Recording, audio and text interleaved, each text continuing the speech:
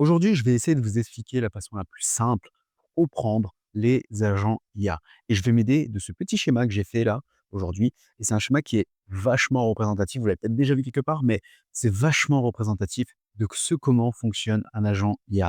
Et avec ce schéma, vous allez vite comprendre les composants et surtout comment ça fonctionne. Donc déjà, je vais vous présenter les différentes composantes de ce schéma. Donc on a l'entrée. Ensuite, on a l'agent IA qui est composé du cerveau et des instructions. Enfin, on va avoir la sortie et autour de ça, bien entendu, on va avoir la mémoire et le prompt et les outils. OK? Qu'est-ce que ça veut dire ça? En fait, les agents IA, il faut voir ça comme un être humain. Vous allez avoir un agent qui va avoir une entrée, c'est-à-dire ce que vous allez lui demander, d'accord? Et l'entrée va être gérée par le cerveau, par la mémoire, par les outils, par le prompt jusqu'à arriver à une sortie, à une réponse. C'est plus ou moins comme ça que ça fonctionne. Exemple, ici, vous demandez à un agent, par exemple, écris-moi un email pour mon boss.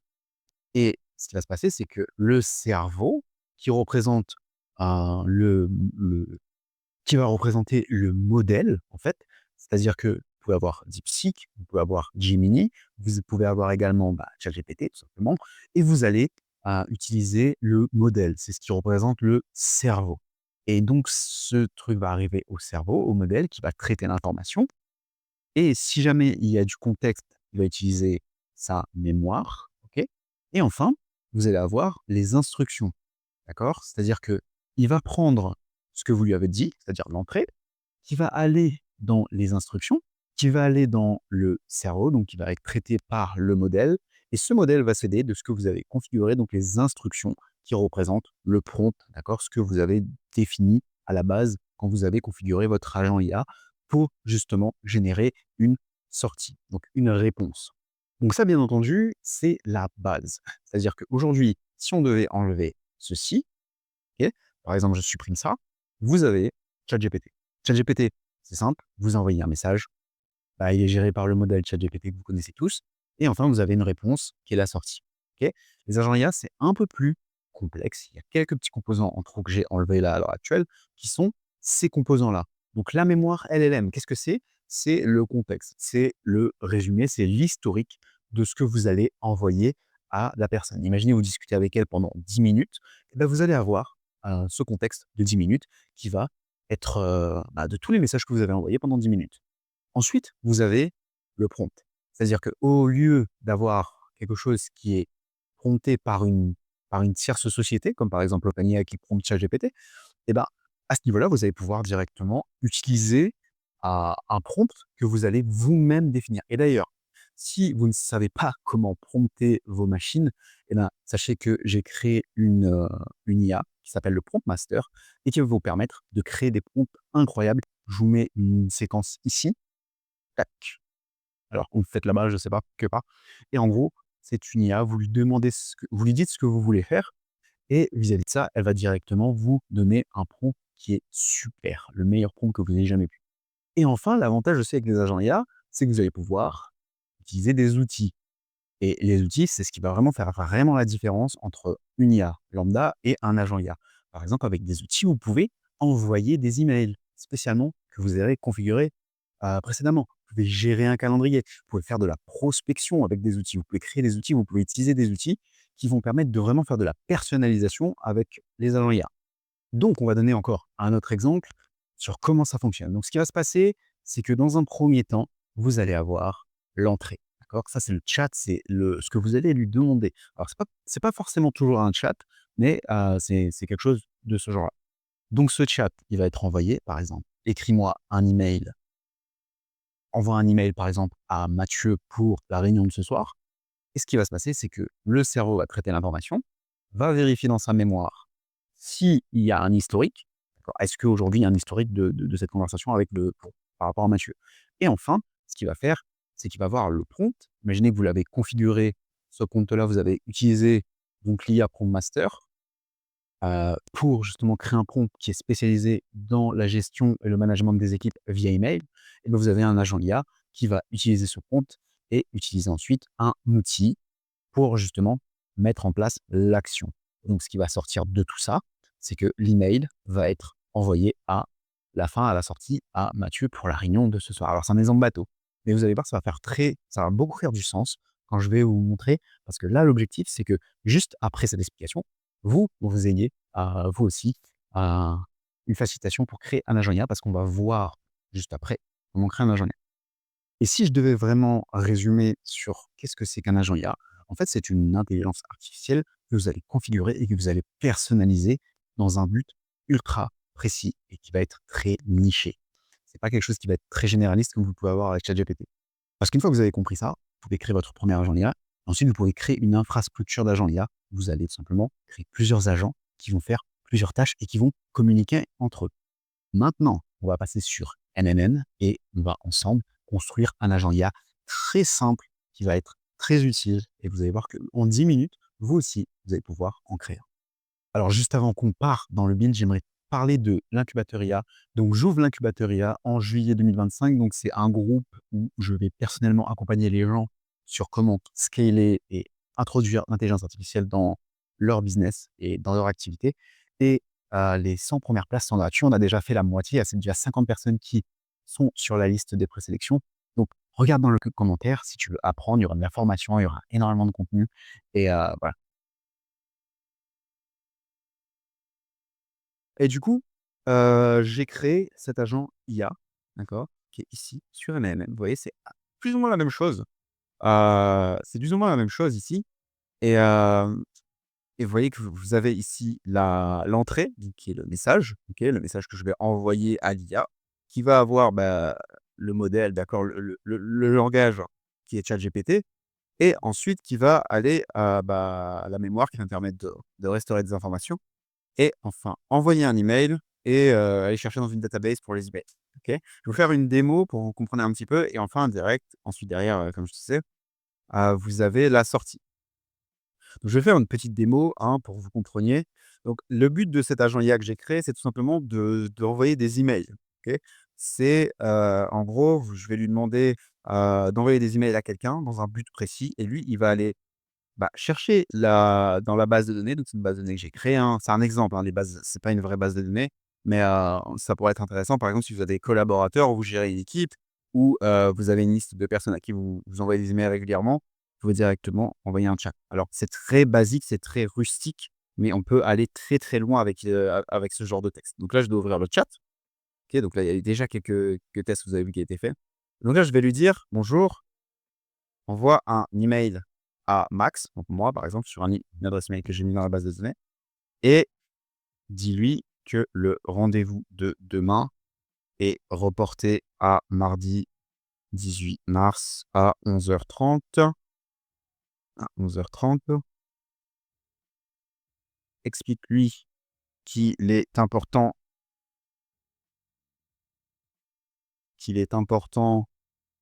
de venir à l'heure et que ce rendez-vous peut rapporter des dizaines de milliers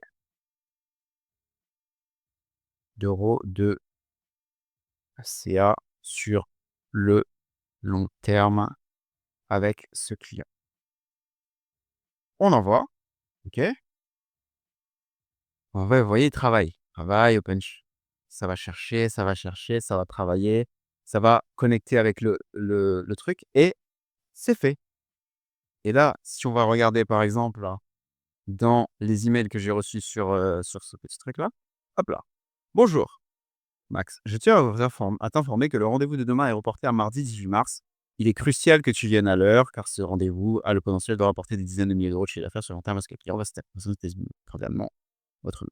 Bon, ici, il va falloir changer le prompt pour mettre, le nom, OK. Mais vous avez vu que, voilà, le message a été envoyé instantanément, OK? Et donc ici, il est parti chercher dans la base de données, vous voyez? Max c'est là, ça sonne. Après, vous pouvez carrément, si vous voulez envoyer un certain message, directement, vous voyez, à une adresse email qui est pas forcément dans la base de données. Par exemple, vous pouvez dire: «Envoie un mail à Max Tresson 2024 @gmail.com». Vous voyez, vous pouvez directement lui envoyer, lui donner un email que vous pouvez envoyer directement, tout simplement. Voilà et dis-lui que nous avons un meeting en fin de journée demain avec le président de l'association de football. Je vais juste changer ici, je vais copier et je vais juste changer le prompt de l'agent et bien et je vais lui dire, de signer. D'accord, hop, signe toujours ton message par Maxime Dupont. Voilà et du coup là, on va y aller, hop. Vous voyez, l'agent, il travaille, il va chercher d'envoyer l'email. Il va pas aller dans la base de données parce que forcément, on lui a donné l'email pour faire la chose et si on part dans mon email, cet email-là, hop là. «Bonjour Max, je tenais à vous rappeler que nous avons une discussion en fin de journée avec le football, la station football. Merci et à bientôt». Vous voyez? Donc ce que je vais faire maintenant, OK, c'est que je vais supprimer tout ça, OK? Je vais carrément tout supprimer et et on va le construire ensemble. OK. Donc, la première chose à faire, donc on supprime tout, OK? Et là, ce qu'on va faire, c'est qu'on va ajouter un agent IA. Agent IA, OK et directement, hop, on y est. Question système, tac. On va laisser ça pour l'instant, on va pas mettre de quand on mettait option, on mettait système message, c'est pour le prompt, OK? On va pas mettre de prompt tout de suite, on va le mettre un petit peu plus tard et on va commencer à configurer les choses, d'accord? Donc là, vous voyez, on est sur un truc assez rustique, OK? On est sur un truc assez rustique, donc il y a rien, OK? La première chose à faire, ça va être de connecter, votre modèle à ChatGPT, d'accord? Ici, vous allez chercher dans OpenAI Chat Model, donc vous voyez, c'est écrit Chat Model, là. Alors, il y a énormément, hein, de modèles que vous pouvez utiliser, Anthropic, Azure, Google Gemini, Vertex, Grok, qui est le truc Elmos Mistral, je crois que c'est français, Ollama et OpenAI. Bon, on utilise OpenAI parce que c'est le plus simple et donc là, ce qu'on va faire, c'est que vous allez devoir créer, un new credential si vous n'avez pas d'account. Moi, j'ai 2 API à créer. Vous allez créer new credential, donc créer un nouveau compte et là, ce qu'il faudra faire, c'est qu'il faudra aller dans API Key, dans ChatGPT, d'accord? Bien entendu, vous allez dans plateforme-openai.com, vous n'allez pas dans ChatGPT, OK? Et là, vous allez vous connecter et vous allez dans API Keys et vous faites create new secret keys et vous la nommez, par exemple, vous nommez le truc NNN. Je vais pas le faire parce que moi, c'est déjà fait. Et enfin, vous allez avoir votre keys que vous allez coller, OK? Tout simplement. Assurez-vous d'aller dans billing et de mettre de l'argent dans votre balance, très important. Parce que si vous le faites pas, vous avez pas besoin d'être beaucoup, hein, vraiment 4-5 €, c'est largement suffisant, vous allez avoir, du temps. Mais, vous allez devoir utiliser un petit peu d'argent quand même, OK? NNN, c'est gratuit pendant 15 jours, je crois. Vous pouvez essayer gratuitement pendant 15 jours. Après, c'est 20 € par mois. Donc là, vous copiez l'API. Quand je vais pas le faire. Là, ici, bah, on fait pas grand-chose en soi, on laisse comme c'est, OK? Et là, vous allez pouvoir voir que, si je vais dans le chat et là, comme il n'a pas de mémoire, en fait, le modèle n'a pas de mémoire, je vais dire: «Bonjour, comment puis-je vous aider? Je m'appelle», par exemple, je vais dire: «Je m'appelle Maxime. Bonjour Maxime» et là, je vais demander comment je m'appelle et ben, il va pas se souvenir. Je ne sais pas, parce qu'il a pas de mémoire. Donc là, c'est très important d'utiliser de la mémoire et là, ce qu'on va faire, c'est utiliser tout simplement Window Buffer Memories. Voilà, tout simplement, là, il y a rien à faire, vous laissez ça comme ça et là, je vais dire: «Je m'appelle Maxime» et il va se souvenir. Comment je m'appelle et là, il va tout simplement se souvenir parce qu'il va rechercher dans la mémoire.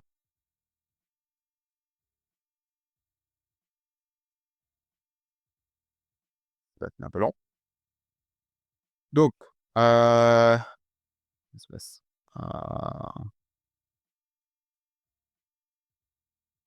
OK.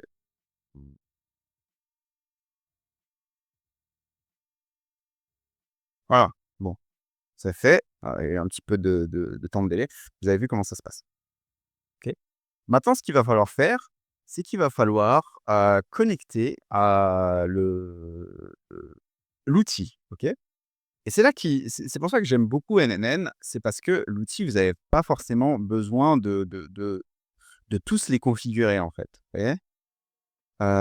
Vous avez juste en fait, à utiliser les outils qui sont déjà là, OK?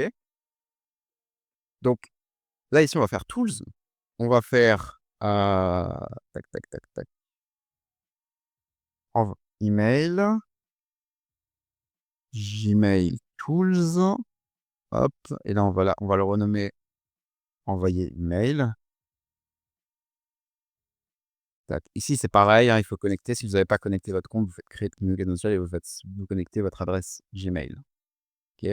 Donc là, ici, on va mettre expression. D'accord? Si vous voulez que ce soit toujours la même adresse, qui soit envoyée, ben là, vous allez juste mettre l'adresse que vous voulez à qui vous voulez envoyer, par exemple maxime.dupont.gmail.com. Mais si vous voulez que cette adresse soit changée, OK, vous allez dans expression. Pas fixe, mais expression. Et là, vous allez faire ces 2 petits traits, tac, tac, et là, vous allez chercher from AI, OK, et ici, vous allez mettre email, donc entre guillemets, voilà, mail récipient. Le sujet, pareil, hein, vous allez copier ici, et donc ça, c'est bon, vous allez dans expression, hop, et ça, bien entendu, c'est un peu de code, mais c'est rien de très compliqué, hein. Vous avez juste à copier ce que je suis en train de faire, et ici, hop, bien sûr, vous n'allez pas dans message, mais dans expression, tac, et là, vous cliquez sur mail body, il me semble que c'est ça. OK. Ensuite, ici, vous avez fait append NNN attribution. Donc ça, c'est parce qu'en fait, il va signer, en fait, les emails par, NNN si vous désactivez pas ça. Donc désactiver, hop là, et enfin, on est bon. Et là, ça a été très rapide, mais typiquement, là, si je lui demande, d'envoyer un email, par exemple, envoie un email à maxgrayson94@gmail.com en lui expliquant qu'il me doit 300 € et que j'ai besoin de mon argent.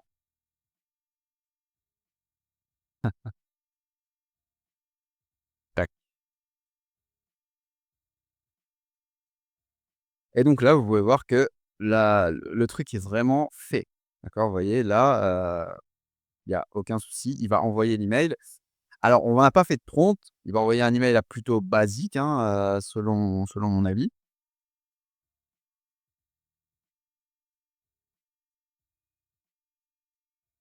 Voilà: «Je t'écris pour rappeler que tu me dois 500 €, j'aimerais avoir des nouvelles à ce sujet car j'ai besoin de cet argent». OK, donc si vous voulez que ce soit un peu plus professionnel, un peu plus stylé quoi, ce que j'ai fait, c'est que j'ai fait ce prompt-là: «Crée-moi un prompt avec ChatGPT, un ingénieur qui va essayer chaque et cetera». Je lui fais une copie d'écran et ensuite, hop là, donner un peu plus de chaleur humaine, OK? Hop là. Ici, on va mettre dans système message, coller, hop là, OK, et là, on peut réessayer, heu,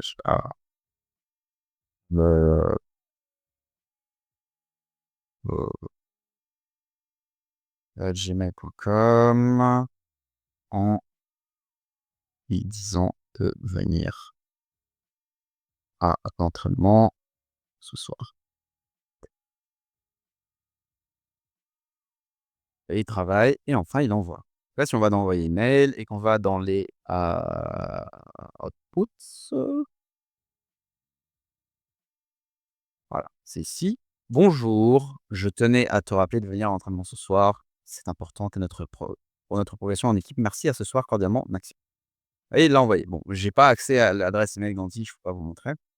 Mais, voilà. Maintenant, qu'est-ce qu'on veut faire? Maintenant, on aimerait, que cet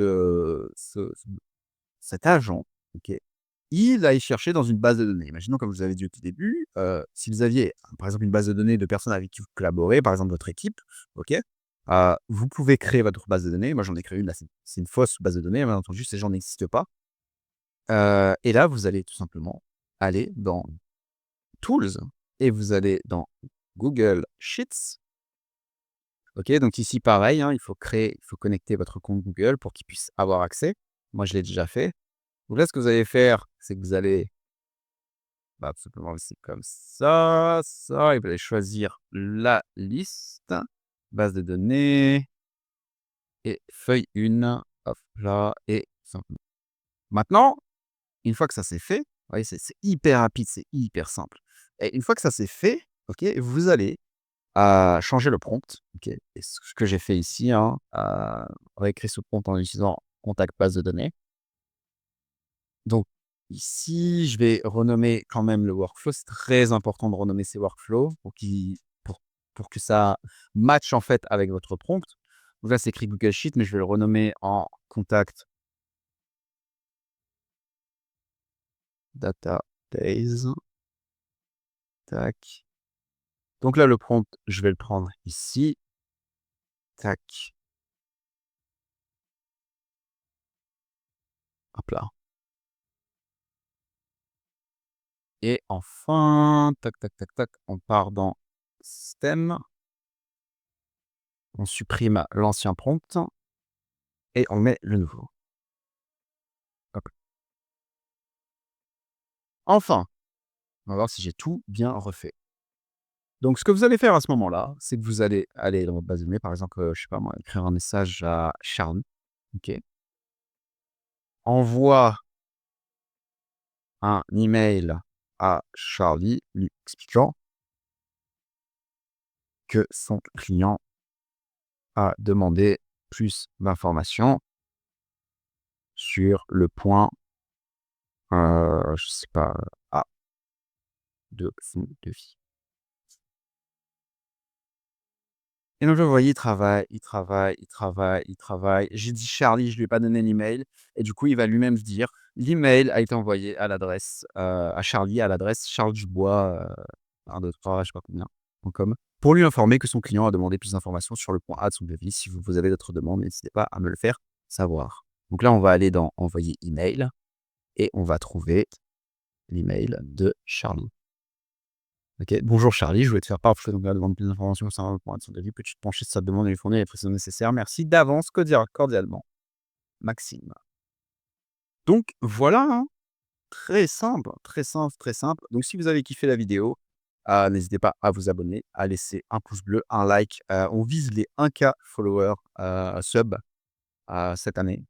Donc voilà, voilà, bah, ce sera tout pour moi. Vous faites save et vous faites activer le workflow et bien entendu, tout ce que je vous ai dit, c'est quelque chose qui est très basique. Ici, vous pouvez même travailler en connectant votre agent à directement votre WhatsApp, votre Telegram pour avoir directement, une interaction directement sur votre téléphone et pas forcément aller sur NNN. Vous pouvez également, avoir des interactions vocales en connectant certains outils, avoir Eleven Labs et en fait, à partir de là, vous avez les bases et vous pouvez commencer à construire à partir de là. Donc voilà, voilà.